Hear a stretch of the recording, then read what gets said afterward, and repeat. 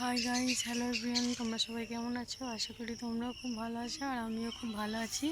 তো আমি এখন আছি সুন্দরবন পাথরপ্রতিমা বাপের বাড়ি। এসেছিলাম ষষ্ঠীতে, বাড়িতে পুজো আছে ওই জন্য যাওয়া হয়নি বাড়ি। তো শুভ সকাল সবাইকে। দেখো একটা জিনিস দেখো বলে তাই ফোন করে যাবো বলে। এই দেখো মা শখ করে গাছ লাগিয়েছে, এটা হচ্ছে ঝিঙে গাছ। আর এই হচ্ছে লাল নোটে শাকের গাছ, ওই ধারে আছে কলমি শাকের গাছ, বেগুন গাছ, ওই ধারে ওই দেখতে পাচ্ছি একটা লেবু গাছ। প্রচুর লেবু হয়েছে, ভর্তি একদম গাছে। এই দেখো কাছ থেকে দেখাই গাছটা, লেবু প্রচুর, মানে ভর্তি, গাছ পুরো ঝুলে গেছে, এত লেবু হয়েছে গাছটার মধ্যে। দেখাচ্ছি এক সেকেন্ড। এই দেখো, এটা কী লেবু কেউ জানলে কমেন্ট করে বলো, হ্যাঁ।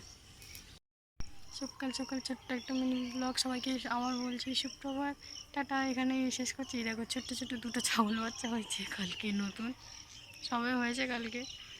টাটা।